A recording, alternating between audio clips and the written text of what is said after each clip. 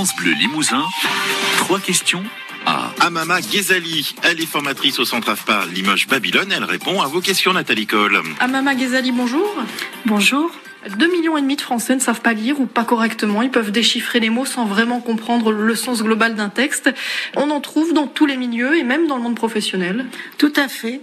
Quel que soit le milieu, quelle que soit la culture, et quelqu'un qui est en situation d'illettrisme ne viendra pas vers vous. Il emploiera plusieurs stratégies d'évitement qui passent depuis la plus classique. J'ai oublié mes lunettes, j'ai mal à la tête, je suis pas en forme aujourd'hui, je n'ai pas le temps. Donc ils passeront par tout cela avant d'être réellement détectés et peut-être même trouver quelqu'un sur son chemin qui lui tend la main et qui essaye de comprendre la problématique.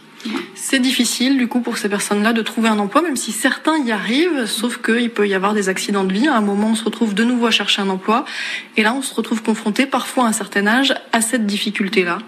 Absolument, parce que maintenant, vous n'êtes pas sans savoir qu'il y a des tests de recrutement, qu'on passe par l'écrit inévitablement, et c'est justement cette grosse difficulté à laquelle ils font face la plupart du temps. Nous ne pouvons même plus parler d'emploi où on n'a plus besoin d'écrire, puisque du simple ménage jusqu'à la plomberie et autres, dans tous les métiers, il faut à minima savoir écrire, et toutes les commandes se font par le mail. Et donc, il faut savoir ouvrir, allumer un ordinateur et aller chercher son mail et y répondre.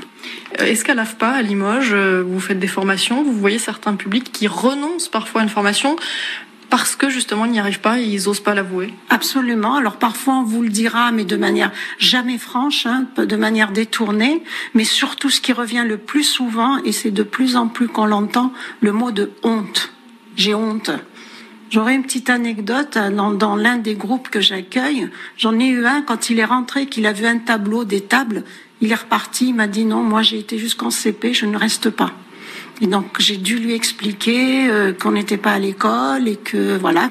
Et là, il est maintenant assistant de vie aux familles. Il est heureux comme tout parce qu'il a pu aider les autres et surtout dépasser ce stade. Comment vous faites pour les convaincre justement d'accepter votre aide? Vous avez créé notamment, je crois, des formations contre l'illettrisme à l'AFPA. Le conseil régional nous a offert 2 formations, donc finance 2 formations. Donc ça a encouragé ces personnes à venir parce qu'elles étaient entre 15 et 16 personnes. Et l'effet de groupe a été très bénéfique. On en parle à l'occasion des journées de lutte contre l'illettrisme, mais c'est un combat de tous les jours finalement. C'est à chacun de nous aussi d'être attentif à ça. Absolument, il y a plein de signes.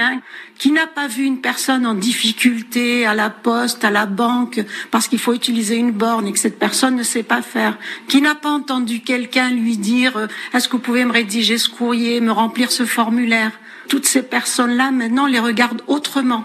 On n'a pas encore gagné complètement, mais de plus en plus, on va vous dire je ne sais pas écrire. Il y a une nouvelle difficulté qui s'est ajoutée depuis quelques années, avec la part de plus en plus importante d'Internet dans les démarches, notamment, c'est l'électronisme. Oui. Pas facile à dire.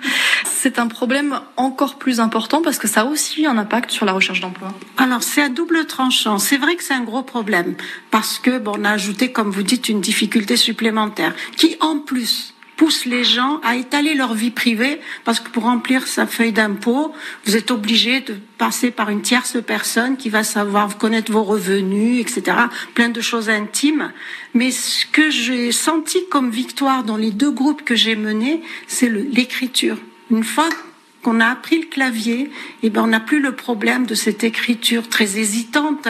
S'il y avait un message à faire passer, c'est que finalement, il n'est jamais trop tard pour recommencer à apprendre. Absolument. Moi, j'ai des personnes qui ont 63 ans, 58 ans, en reconversion et qui sont là.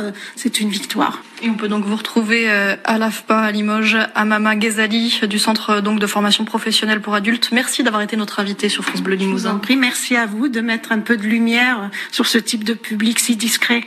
Écoutez 3 questions 1 sur francebleu.fr. France Bleu.